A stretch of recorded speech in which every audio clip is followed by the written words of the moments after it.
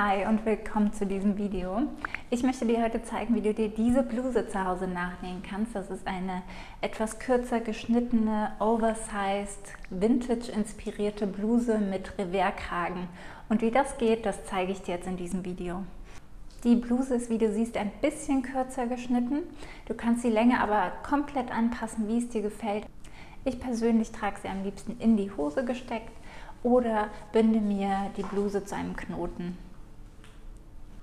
Den Stoffverbrauch, die Maßtabelle und das Schnittmuster, all das habe ich dir in der Infobox verlinkt, da kannst du gern vorbeischauen. Und falls dir das Schnittmuster gefällt und falls du vielleicht weitere Videos von mir sehen möchtest, dann freue ich mich, wenn du meinen Kanal abonnierst und die kleine Glocke drückst, damit du auch nichts verpasst. Und dann würde ich sagen, können wir auch schon anfangen mit den Materialien. Das brauchst du, um dir diese Bluse zu nähen. Natürlich brauchst du einen schönen Stoff, der dir gefällt. Achte darauf, dass er besonders leicht ist. Ich empfehle Viskose, ganz leichte Baumwolle oder vielleicht sogar einen schönen weichen, soften Musselinstoff. Damit sieht die Bluse auf jeden Fall total cool, locker und modern aus. Außerdem brauchst du 2-3 passende Knöpfe zu deinem Stoff. Ich habe hier so kleine, transparente Knöpfe genommen, weil ich das ganz schlicht und schön fand zu dem Stoff. Da kannst du dich aber komplett austoben, was dir gefällt. Und dann brauchst du noch passendes Garn zu deiner Stofffarbe. Falls du vielleicht eine etwas ältere Nähmaschine hast, die mit feinen Stoffen nicht ganz so einfach klarkommt, dann würde ich dir empfehlen, eine Bügeleinlage zu verwenden, eine ganz leichte Flieseline zum Beispiel. Die Flieseline kannst du dann für die Kragenbereiche nehmen, in denen es manchmal etwas kritisch werden könnte. Und da kommen wir auch schon zu einem weiteren wichtigen Punkt. Diese Bluse ist kein Projekt für SchnellnäherInnen. Es ist wirklich ein Projekt, bei dem du dir ein bisschen Zeit nehmen solltest. Deine Nähmaschine sollte außerdem in der Lage sein, feine Stoffe zu vernähen und bestenfalls hast du sogar schon Erfahrung im Nähen mit feinen Stoffen. Für dieses Projekt würde ich dir auf jeden Fall auch empfehlen, deine Nähnadel vorher zu wechseln.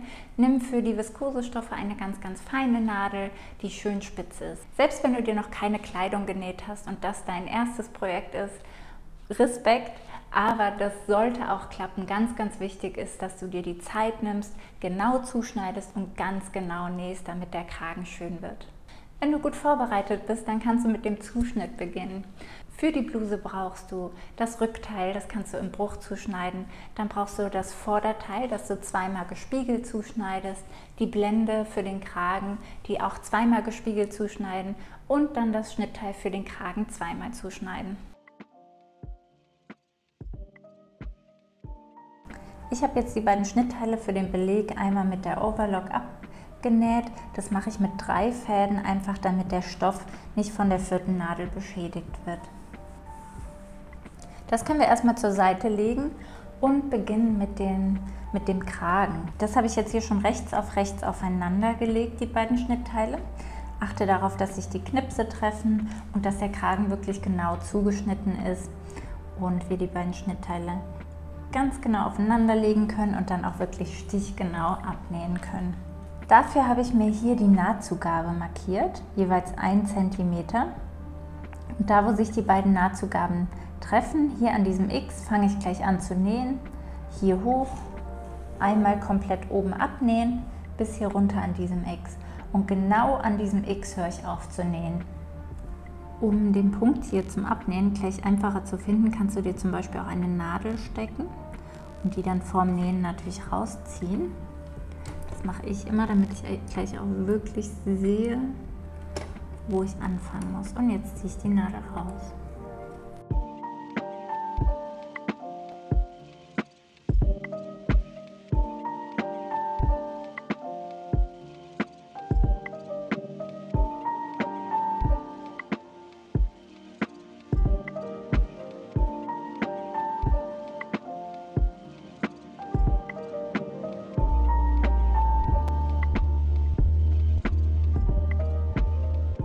Ich schneide jetzt hier die Kanten kurz, damit können wir nämlich gleich alles besser wenden.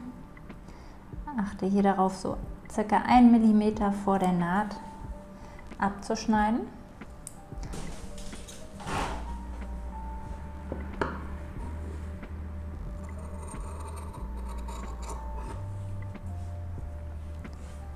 So, und jetzt schneiden wir hier einen Knips genau 1 mm bis vor die Naht.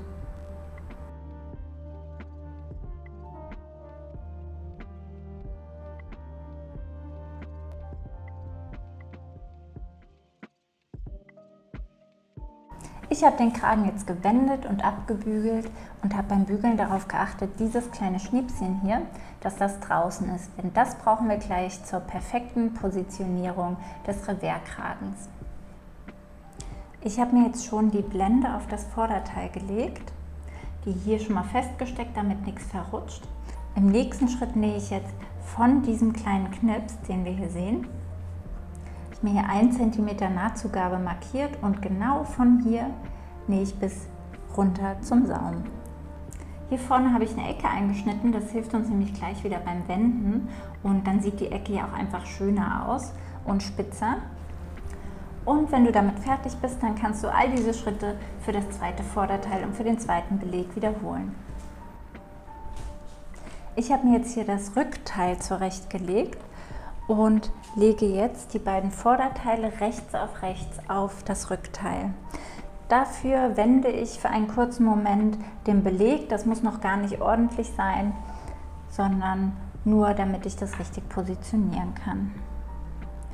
Das stecke ich mir jetzt gleich fest und nähe die Schulternähte mit meiner Overlock zusammen. Aber dieses kleine Schnippelchen hier, das nähe ich nicht mit ein.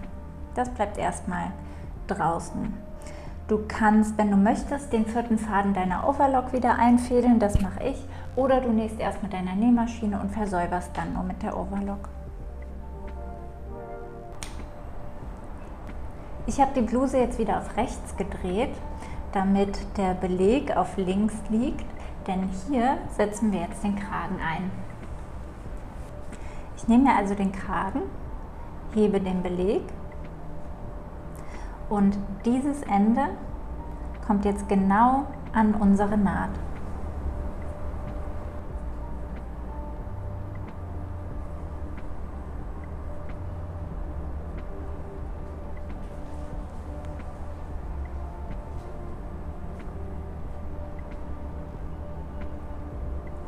Hier sehe ich jetzt meinen Kragen und das stecke ich mir schon mal mit einer Nadel fest, damit da nichts verrutschen kann. Die offene Seite des Kragens und der Bluse stecke ich mir jetzt hier nochmal fest.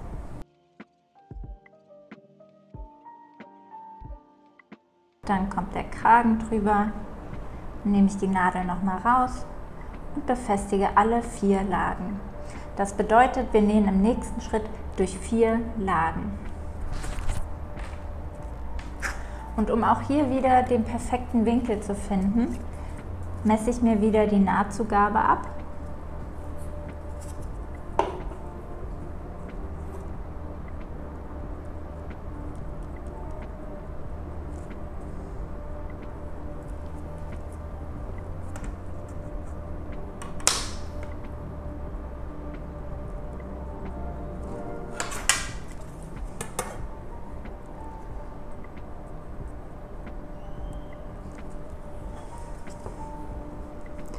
Und ziehe mir hier wieder eine Linie, damit ich genau weiß, wo meine Naht enden muss.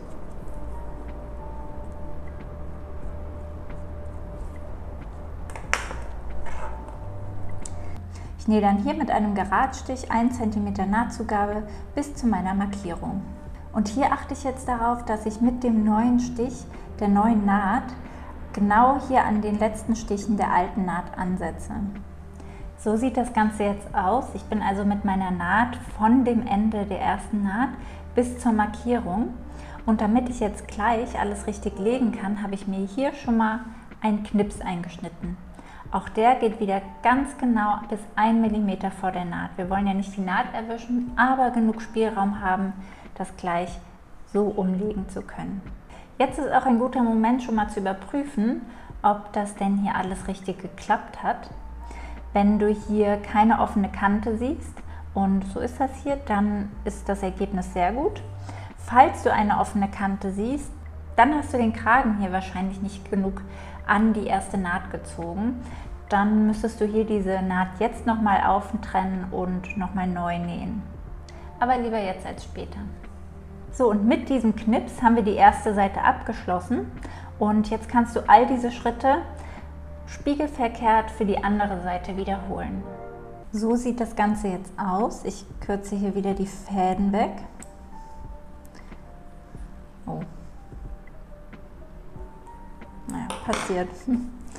So sieht das Ganze jetzt aus. Ich habe also beide Seiten befestigt, aber der Kragen an sich ist noch nicht befestigt. Und das machen wir jetzt im nächsten Schritt mit Hilfe der Knipse, die wir uns gerade gesetzt haben. Hier ist nochmal der Knips von den ersten beiden Nähten. Und den habe ich jetzt noch ein bisschen weiter eingeschnitten, um mir das einfach ein bisschen besser legen zu können. Dafür nehme ich mir also hier meinen Kragen,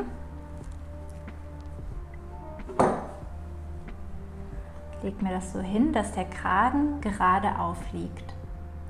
Und das geht dadurch, dass ich hier den Knips gesetzt habe. Ich habe also jetzt hier eine gerade Strecke. Und die soll natürlich auf das Vorderteil bzw. auf das Rückteil treffen. Und das stecke ich mir jetzt fest. Der erste Knips, der trifft auf die Schulternaht, auf die erste. Das stecke ich mir mit einer Nadel fest. Und darüber kann ich mir jetzt auch wieder anhand des oder mit Hilfe des Knipses den Beleg legen. Auch der endet an der ersten Schulternaht. Hier siehst du jetzt schon, dass hier Falten entstehen. Das ist gleich ganz wichtig, dass du das eben richtig legst und die Falten nicht mit einnähst. Und mit der Nadel befestige ich jetzt auch hier den Beleg und den Kragen am Vorderteil.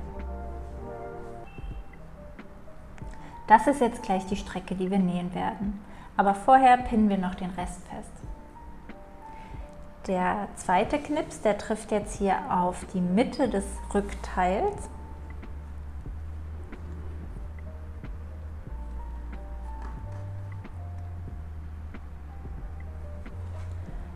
Und die andere Seite, da verfahren wir ganz genauso wie mit der ersten Seite. Hier lege ich mir den Kragen wieder gerade hin, dass er genau auf das Vorderteil trifft. Also hier siehst du jetzt die zwei Kragenlagen. Das hier ist das Vorderteil, darauf kommt der Kragen. Der Knips trifft hier genau auf die Schulternaht, das stecke ich mir schon mal fest. Und darüber lege ich jetzt den Beleg und befestige mir das auch wieder mit einer Nadel. So, und durch die Knipse entsteht jetzt hier quasi eine gerade Naht. Die Kunst ist jetzt hier genau den Punkt zu treffen von der ersten Naht, damit hier keine Löcher oder keine offenen Kanten entstehen von der rechten Seite. Deshalb würde ich dir auf jeden Fall empfehlen, mit deiner Nähmaschine und nicht mit der Overlock zu nähen, damit du hier wirklich ganz genau an der alten Naht ansetzen kannst. Und dann nähst du mit 1 cm Nahtzugabe diese gerade Strecke ab. Die offenen Kanten kannst du danach wieder mit deiner Overlock versäubern.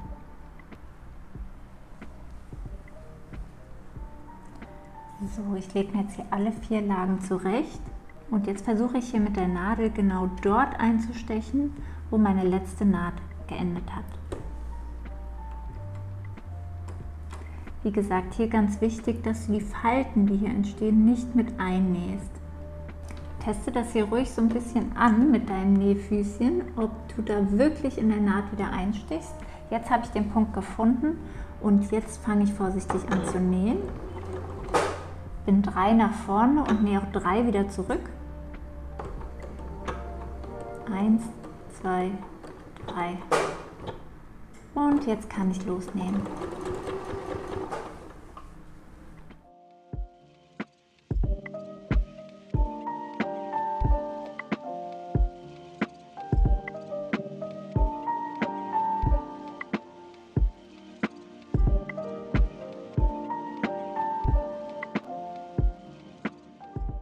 Und so sieht das Ganze jetzt aus. Ich habe also hier die Strecke mit meiner Nähmaschine abgenäht und das Ganze dann mit der Overlock nochmal versäubert.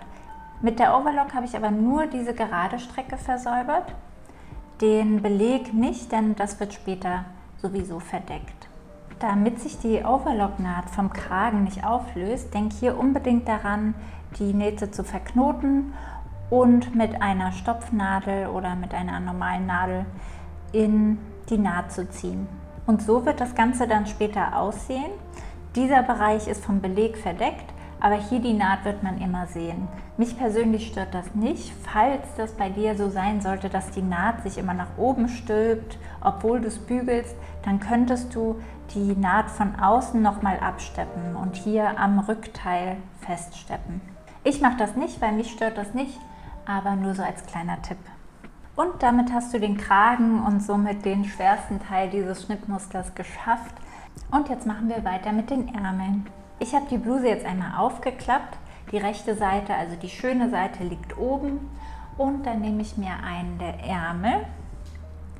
Die Ärmel habe ich übrigens beide schon mal hier vorne mit der Overlock abgenäht. Da habe ich auch wieder nur 3 Fäden genommen, um den Stoff nicht zu beschädigen. Ich nehme also jetzt einen Ärmel und lege den rechts auf das Vorder- bzw. auf das Rückteil. Und für die Positionierung kannst du dich wieder an den Knipsen orientieren. Du siehst, dass das Vorderteil einen Knips hat, das Rückteil hat 2 Knipse und genauso ist das auch in den Ärmeln. Und so kannst du den Ärmel richtig positionieren.